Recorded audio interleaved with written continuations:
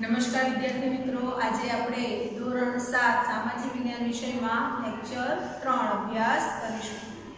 વિદ્યાર્થી મિત્રો, આપણે અગાઉના લેક્ચરમાં પવનના પ્રકારો, કુદરતી વનસ્પતિમાં જંગલોના પ્રકારોની ચર્ચા કરી હતી। હવે કુદરતી વનસ્પતિનો બીજો ભાગ, એનું વર્ગીકરણનો બીજો ભાગ ઘાસ, તો ઘાસના મેદાનોની ચર્ચા કરીશું। तो घासना मैदानों बे प्रकार पड़े छे। उष्णकटिबंधीय घासना मैदान। आ उष्णकटिबंधीय घासना मैदानों की आबोहवा गरम अने वरसाद मध्यम थी ओछो पड़े छे। अहींया 3 થી 4 मीटर जेटलुं घास उगेलुं जोवा मळे छे। आफ्रिकामां आवेला सवाना घासना मैदानों ए विश्वभर में प्रख्यात छे, जे उष्णकटिबंधीय घासना मैदानों छे। आ प्रदेशों में सिंह, चीता, हाथी, जीब्रा, जिराफ, हरण वगैरह मुख्य प्राणीओ छे। बीजो जोईए समशीतोष्ण कटिबंध। सम आबोहवा धरावता खंडों में मध्य में आवेला प्रदेशों में टूंकू अने पौष्टिक घास थाय छे। आ प्रदेशों में जंगली भैंस, बायसन, कालियार जेवा प्राणीओ जोवा मळे छे। गुजरातना भावनगर में वेळावदर अने कच्छ जिल्लाना बन्नी विस्तार में आ टूंकू घास जोवा मळे छे, जे समशीतोष्ण घासना मैदान तरीके ओळखाय छे। हवे आपणे जोईए कुदरती वनस्पतिनो त्रीजो प्रकार, कांटाळी वनस्पति अने जाड़ी जाखरा। तमने पण विद्यार्थी मित्रों खबर हशे कि कांटाळी वनस्पति क्यां जोवा मळे, तो रण प्रदेश में। रण प्रदेश ज्यां वरसाद खूब ओछो के नहीवत पड़े छे, रेतीना ढूवा होय एने रण प्रदेश कहेवाय। तो रण प्रदेशनी आबोहवा सूकी अने गरम होय छे। बहु ओछो वरसाद अने लांबी सूकी ऋतुने कारणे अहींया वनस्पति बहु जोवा मळती नथी। अहीं लांबा समय सुधी भेजनो संग्रह करी शकीए तेवी ज वनस्पति जोवा मळे छे। अने आ विस्तारोमां बोरडी, थोर, बावळ, खीजड़ी, खजूर जेवा वृक्षो के जे वनस्पतिओ उगे छे। आ प्रदेशों में ऊंट, शियाळ, जरब जेवा प्राणीओ जोवा मळे छे। अने ऊंटने रणनुं जहाज तरीके ओळखवामां आवे छे। तो शा माटे ऊंटने रणनुं जहाज कहेवाय छे? तो आ रेतीना ढोळाओमां मात्र ऊंट ज एक एवुं प्राणी छे जे एमां दौड़ी शके छे, एटले आ उपयोगी एवुं ऊंट एने रणनुं जहाज कहेवामां आवे छे। कच्छना नाना रणमां गुड़खर प्राणी जोवा मळे छे। तमे गुड़खर जोवो એટલે તમને ખ્યાલ આવે કે આ ઘોડા જેવો પણ દેખાય છે અને ગધેડા જેવો પણ દેખાય છે। તો આ ગુડખર प्राणी એ આખા ભારતમાં માત્ર કચ્છના નાના જ રણમાં જોવા મળે છે। આ ઉપરાંત मोटा रण में कादव कीचड़वाड़ा विस्तारों में सुरखा पक्षीओ जोवा मळे छे। अहींया यायावार पक्षीओ पण आवे छे। कच्छ में आवेलुं नारायण सरोवर त्यां आ विदेशी पक्षीओ यायावार आवे छे। आ प्रदेश में साप अने वीछी पण जोवा मळे छे। आ उपरांत पर्वतनी ऊंचाईवाळा प्रदेशों में ठंडी अने शुष्क आबोहवा अनुभवाय छे। जे पर्वताळ विस्तार छे त्यां केवी आबोहवा अनुभवाय? तो सूकी आबोहवा अनुभवाय छे अने ठंडी वधारे लागे। आपणे कहीए के जेम जेम ऊंचाई पर जईए तेम तेम हवा पातળી थाय, एटले हवा केवी बने छे? ठंडी बने छे। शुष्क आबोहवावाळा प्रदेशों में जाड़ी जाखरा अने टूंकू घास थाय छे। तो आवा ऊंचाईवाळा स्थळो छे त्यां नानुं નાનું ઘાસ, ટૂંકું ઘાસ અને જાડી ઝાંખરાવાળી વનસ્પતિ ઉગે છે. તમે હિમાલય, લદ્દાખના ચિત્રો જોયા હશે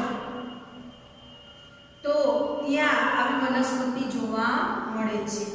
આ વિસ્તારોમાં હિમદીપડા, ચિત્તા, પાંડા જેવા પ્રાણીઓ જોવા મળે છે અને કાશ્મીરમાં તો પશ્મિનો બકરી પણ જોવા મળે છે. તો જોયું વિદ્યાર્થી મિત્રો, આપણા દેશમાં કેટલી બધી વિવિધતા છે. તો એ વિવિધતા શા કારણે છે? તો આ બધી વિવિધતા એ આપણે ત્યાં રહેલી આબોહવાની વિવિધતાને કારણે પણ છે કે આવો વિશાળ ભારત દેશ એ ઉત્તર, દક્ષિણ, પૂર્વ, પશ્ચિમ બધી બાજુની આબોહવા જુદી છે. અલગ અલગ જગ્યાએ અલગ અલગ વાતાવરણ જોવા મળે છે. ક્યાંક હિમાલય પર્વત છે તો ક્યાંક રણ પ્રદેશ છે, તો ક્યાંક પર્વતોની ટેકરીઓ છે, તો ક્યાંક સમુદ્ર કિનારો છે, તો મધ્યમાં મેદાન પ્રદેશ છે. તો આવી ભૌગોલિક વિવિધતાને કારણે પણ આપણે ત્યાં લોકોનો ખોરાક, પોશાક, રહેઠાણ બદલાય છે. જુદા જુદા પ્રાણીઓ જોવા મળે છે. આખા એશિયામાં ભારત જ એક એવો દેશ છે જ્યાં એશિયાઈ સિંહ એ ગુજરાતના સાસણગીરમાં જોવા મળે છે. ઘુડખર એ આખા ભારતમાં માત્ર ગુજરાતના કચ્છના નાના રણમાં જોવા મળે છે. તો વનસ્પતિમાં પણ વિવિધતા, પ્રાણીઓમાં પણ વિવિધતા એ શા કારણે છે? તો એ વાતાવરણની અસરને કારણે છે. આબોહવાની, વાતાવરણની અસર એ માત્ર માનવી જ નહીં પરંતુ વનસ્પતિ અને પ્રાણીઓ ઉપર પણ થાય છે. તો ખ્યાલ આવ્યો વિદ્યાર્થી મિત્રો? સરસ. જો તમને કોઈ પણ બાબતમાં ખ્યાલ ન આવ્યો હોય તો તમે મને કહી શકો છો. ચાલો હવે આપણે સ્વાધ્યાયની ચર્ચા કરીએ. પ્રશ્ન 1. નીચેના પ્રશ્નોના ઉત્તર એક વાક્યમાં આપો. પ્રશ્ન 1. ક્ષોભ આવરણ વિષુવવૃત્ત ઉપર કેટલા કિલોમીટર સુધી ફેલાયેલું છે? જવાબ: ક્ષોભ આવરણ વિષુવવૃત્ત ઉપર આશરે 16 કિલોમીટર સુધી ફેલાયેલું છે. બીજો પ્રશ્ન. ઉષ્ણકટિબંધીય બારેમાસ લીલા જંગલોમાં કયા વૃક્ષો જોવા મળે છે? તો જવાબ આવશે ઉષ્ણકટિબંધીય બારેમાસ લીલા જંગલોમાં રોઝવુડ, અબનુસ, મહોગની, રબર જેવા વૃક્ષો જોવા મળે છે. ત્રીજો સવાલ. શંકુદ્રુમના જંગલોમાં કયા પ્રાણીઓ વધુ જોવા મળે છે? તો શંકુદ્રુમના જંગલોમાં વાંદરા, ધ્રુવીય એટલે કે સફેદ રીંછ, કસ્તુરી મૃગ, યાક, વરુ જેવા પ્રાણીઓ જોવા મળે છે. ચોથો સવાલ. રણ પ્રદેશના લોકો સતત ઉડતી રેતીથી બચવા કેવો પોશાક પહેરે છે? જવાબ આવશે રણ પ્રદેશના લોકો સતત ઉડતી રેતીથી બચવા માટે માથે રૂમાલ કે પાઘડી બાંધે છે અને શરીરે ખુલ્લા વસ્ત્રો પહેરે છે. સવાલ 5. નૈઋત્યના પવનો કોને કહે છે? ઉનાળાના મોસમી પવનો નૈઋત્ય દિશામાંથી વાય છે એટલે તેને નૈઋત્યના પવનો કહે છે. હવે આવશે પ્રશ્ન 2. ટૂંકનોંધ લખો. પહેલી ટૂંકનોંધ છે સમશીતોષ્ણ ઘાસના મેદાન. જવાબ: સમશીતોષ્ણ ઘાસના મેદાનો પૃથ્વીના સમ આબોહવા ધરાવતા ખંડોના મધ્ય ભાગમાં આવેલા છે. આ મેદાનોમાં ટૂંકું અને પૌષ્ટિક ઘાસ થાય છે. ગુજરાતમાં ભાવનગરના વેળાવદર અને કચ્છના બન્ની વિસ્તારમાં આવું ઘાસ જોવા મળે છે. આ પ્રદેશોમાં જંગલી ભેંસ, બાયસન અને કાળિયાર જેવા પ્રાણીઓ જોવા મળે છે. ટૂંકનોંધ 2. ભૂમધ્ય સાગરના જંગલો. ભૂમધ્ય સાગરના જંગલો ભૂમધ્ય સમુદ્રની આસપાસના પ્રદેશો જેવા કે યુરોપ ખંડનો મોટો ભાગ તેમજ આફ્રિકા અને એશિયાના કેટલાક ભાગોમાં જોવા મળે છે. ભૂમધ્ય પ્રકારની આબોહવા વિશિષ્ટ પ્રકારની છે. અહીં ઉનાળો લાંબો, સૂકો અને ગરમ હોય છે, જ્યારે શિયાળો ટૂંકો, હૂંફાળો અને ભેજવાળો હોય છે. તેથી અહીંની વનસ્પતિ લાંબો સમય સુધી ભેજનો સંગ્રહ કરી શકે તેવી વિશિષ્ટતા ધરાવે છે. આ પ્રદેશોમાં દ્રાક્ષ, લીંબુ, નારંગી, મોસંબી, સૈતુર, અંજીર, જૈતુન, સફરજન, નાશપતી, પીચ, પ્લમ, આલુ જેવા રસવાળા અને ખટાશવાળા ફળો વધુ થાય છે. તેથી આ પ્રદેશ ફળોના બગીચાઓનો પ્રદેશ પણ કહેવાય છે. હવે ત્રીજી ટૂંક નોંધ, સમતાપ આવરણ. જવાબ આવશે વાતાવરણનો આ વિસ્તાર સ્તરક્ષોભ સીમાથી આશરે 50 કિમી સુધીની ઊંચાઈ સુધી ફેલાયેલો છે. આ આવરણમાં તાપમાન એક સરખું સ્થિર રહે છે.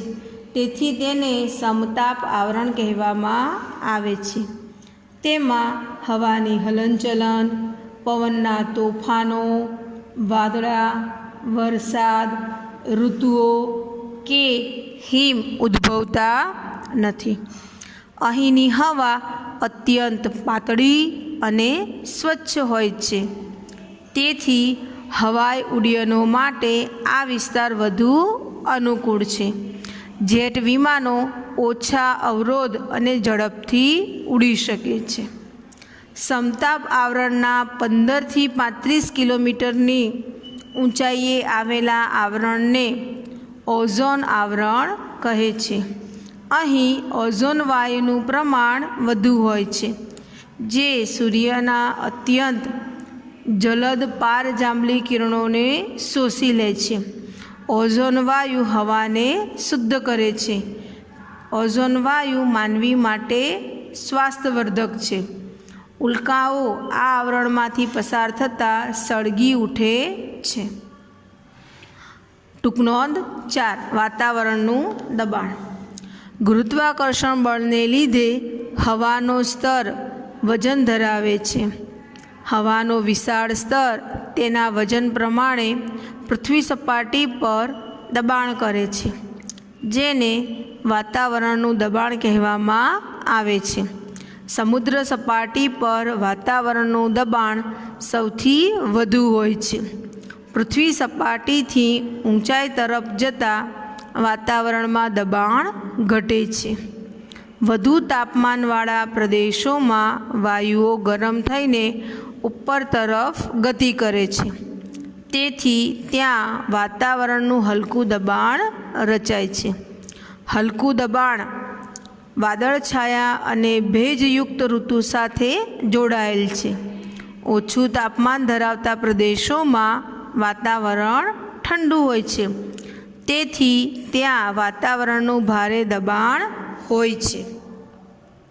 હવે પ્રશ્ન 3. નીચેના પ્રશ્નોના ઉત્તર આપો. પહેલો સવાલ છે, આબોહવા એટલે શું? આબોહવાની માનવ જીવન પર થતી અસરો. વિદ્યાર્થી મિત્રો, આની આપણે બહુ સરસ ચર્ચા કરી હતી. જવાબ જોઈ લઈએ કે કોઈપણ ક્ષેત્રની આબોહવા એટલે તે વિસ્તારની 35 કે તેથી વધુ વર્ષોનો સમયગાળા દરમિયાન અનુભવાયેલી હવામાનની ઋતુ સંબંધિત પરિસ્થિતિ. વાતાવરણમાં તાપમાન, ભેજ, વરસાદ, હવાનું દબાણ, ધુમ્મસ, પવન વગેરે તત્વો પ્રદેશની આબોહવા નિશ્ચિત કરે છે. હવે જોઈએ તેની અસર કે કોઈપણ પ્રદેશની આબોહવાની સીધી અસર લોકોના ખોરાક, પોશાક, રહેઠાણ ઉપર વધુ થાય છે. વધુ વરસાદવાળા પ્રદેશોના ઘરોના છાપરા તીવ્ર ઢાળવાળા હોય છે, જ્યારે ઓછા વરસાદના પ્રદેશોમાં મકાનો ઓછા ઢોળાવ અથવા તો સપાટ છાપરાવાળા હોય છે.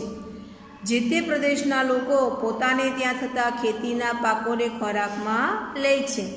જેમ કે મેદાની પ્રદેશના લોકો ખોરાકમાં ઘઉં લે છે. એટલે કે ઉત્તર ભારતના લોકો, પંજાબના લોકો ઘઉં અને તેમાંથી બનતી વાનગી આરોગે છે, જ્યારે પર્વતીય પ્રદેશના લોકો ખોરાકમાં મકાઈ લે છે. જે તે પ્રદેશમાં ઠંડી વધુ પડે છે ત્યાંના લોકો આખું શરીર ઢંકાય તેવા ઊની કાપડનો પોશાક પહેરે છે, જેમ કે લદ્દાખના લોકો. ગરમ આબોહવા ધરાવતા પ્રદેશના લોકો સુતરાઉ અને ખુલતો પોશાક પહેરે છે, જેમ કે દક્ષિણ ભારતના લોકો.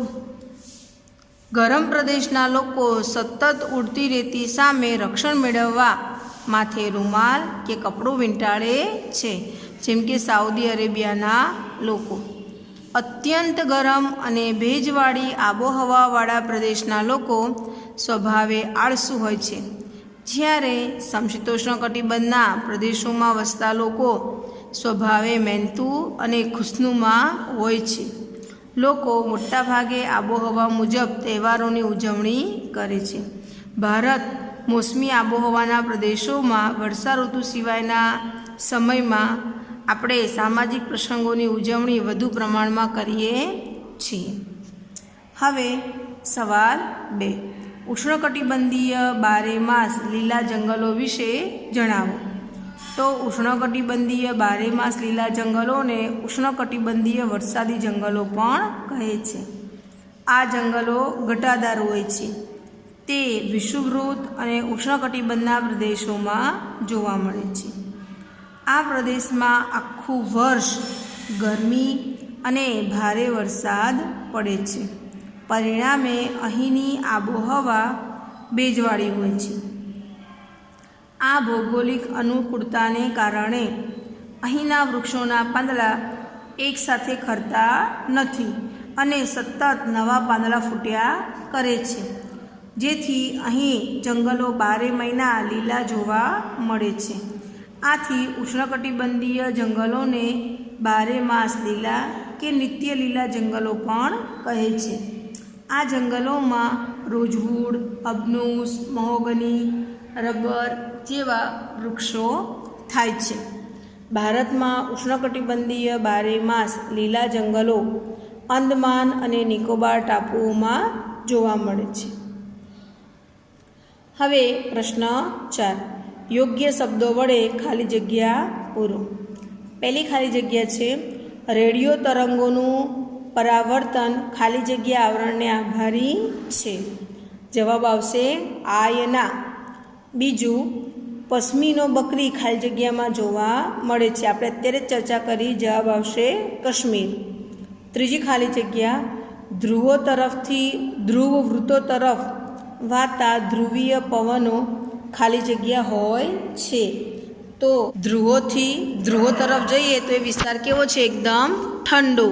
એટલે ત્યાં કેવા પવનો વાય? અત્યંત ઠંડા. જવાબ આવશે અત્યંત ઠંડા. સરસ. વિદ્યાર્થી મિત્રો, હું તમને જે પણ કંઈ નોંધ આપું છું એ તમારે ખૂબ સારા અક્ષરે લખવાની રહેશે. ત્યારબાદ સ્વાધ્યાય લખવાનું છે. હવે ખાસ તમને દિવાળી ગૃહ કાર્ય આપવામાં આવ્યું છે. આ દિવાળી ગૃહ કાર્ય તમારે આ પાઠના સ્વાધ્યાય પછી લખવાનું છે. એમાં તમને 1-2 વાક્યોમાં જવાબ આપો તેવા ટૂંકા પ્રશ્નો છે. પ્રશ્ન 2 માં મુદ્દાસર પ્રશ્નો છે. 5-5 લખવાના છે અને પ્રશ્ન 3 માં તમને ટૂંક નોંધ આપેલી છે. એ 5 છે, 5-5 તમારે લખવાની છે. આ દિવાળી ગૃહ કાર્ય તમારે ખૂબ મહેનતથી વાંચીને યાદ કરીને લખવાનું છે, કારણ કે પરીક્ષા આવશે ત્યારે આમાંથી જ અમુક પ્રશ્નો પૂછાશે. એટલે પરીક્ષાના અનુસંધાનમાં આપણે દિવાળી ગૃહ કાર્ય બનાવ્યું છે, જેથી કરીને તમે સારી એવી તૈયારીઓ ઘરે રહીને કરી શકો. આ દિવાળી ગૃહ કાર્ય જ્યારે શાળા ખુલે અને તમે વર્ગમાં અભ્યાસ કરવા આવો ત્યારે તમારે બતાવવાનું છે. ફરી યાદ કરાવી દઉં, આ ગૃહ કાર્ય પાઠ 11ના સ્વાધ્યાય પછી સળંગ લખવાનું છે.